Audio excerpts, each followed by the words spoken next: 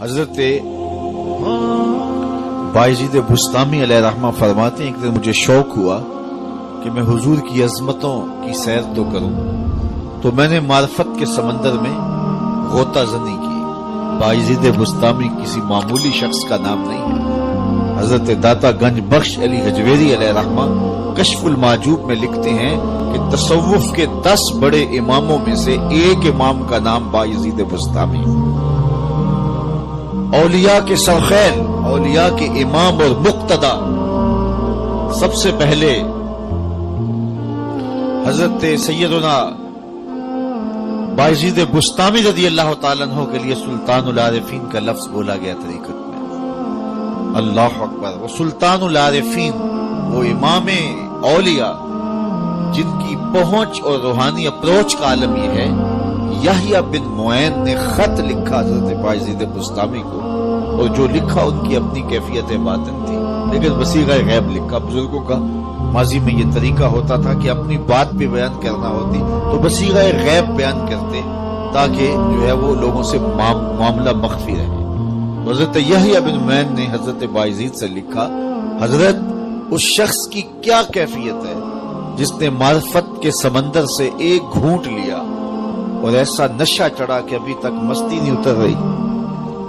یہ حضرت یحییٰ بن معین کی حالت قلبی تھی، اپنی واردات تھی، لیکن بصیغہ غیب پوچھا، اس شخص کی کیا حالت ہے جس نے معرفت کے سمندر سے ایک گھونٹ پیا اور ایسا نشہ چڑھا کہ ابھی تک مستی نہیں اتر رہی؟ تو حضرت بایزید نے اس کا جواب لکھا، اور جو لکھا وہ کیفیت ان کی اپنی تھی، لیکن انہوں نے بھی بصیغہ غیب لکھا۔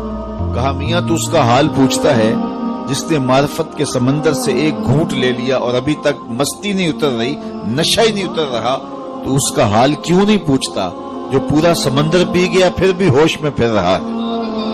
یہ ہے بایزید بسطامی۔ اللہ اکبر! طیفور سے مکہ المکرمہ تک جب حج کا سفر کیا تو 12 سال لگے۔ حالانکہ اتنا لمبا فاصلہ ہی نہیں تھا، 12 سال کیسے لگے؟ ہر قدم پہ 2 رکعت پڑھتے تھے اور آگے بڑھتے تھے۔ 12 سال میں طیفور سے مکہ المکرمہ جب پہنچتے ہیں اور کعبۃ اللہ پہ پہلی نظر پڑتی ہے تو حضرت بایزید بسطامی نگاہیں نیچی کر لیتے ہیں۔ تو کسی نے کہا، حضرت اتنے شوق فراواں کے ساتھ آئے ہیں اور کعبۃ اللہ سامنے ہے، اب آپ نے نگاہیں جھکا لی؟ تو حضرت بایزید فرمانے لگے کہ اتنی دور سے پتھر دیکھنے کے لیے تو نہیں آیا تھا، یہ پتھر بستان میں تھوڑے تھے؟ تو پھر دوسری نظر اٹھائی تو کعبہ بھی دیکھا، کعبے والا بھی دیکھا۔ لیکن بایزید بسطامی پھر بھی مطمئن نہیں ہوئے، پھر نظریں جھکا لی۔ پوچھا، حضرت اب کیا مسئلہ ہے؟ کہا، جب وہ نظر آتا ہے تو ساتھ میں پتھر نظر کیوں آتے ہیں؟ تو جب تیسری مرتبہ نظر اٹھائی تو جدھر دیکھا اسی کے جلوے نظر آئے۔ یہ ہے بایزید بسطامی، یہ ہے ان کی پہنچ، یہ ہے ان کی اپروچ، یہ ہے ان کی روحانی استعداد۔ فرماتے ہیں، میں نے ایک دن روحانی طور پہ جو ہے وہ غوطہ لگایا معرفت کے سمندر سے، اور میرا شوق یہ تھا کہ حضور کی شانوں کو ملاحظہ کروں۔ پھر کیا ہوا؟ فائزہ بینی و بینہا الف حجاب من نور، کہتے جہاں میں ختم ہو رہا تھا اور مصطفیٰ جان رحمت ابھی شروع ہو رہے تھے، میرے نقطہ اختتام اور ان کے نقطہ آغاز کے درمیان 1000 نور کے پردے حائل تھے، اور اگر میں ایک قدم بھی آگے بڑھتا تو جل کے راکھ ہو جاتا۔ جس نبی کے قدم اتنے اونچے ہیں اس کا سر کتنا اونچا ہوگا؟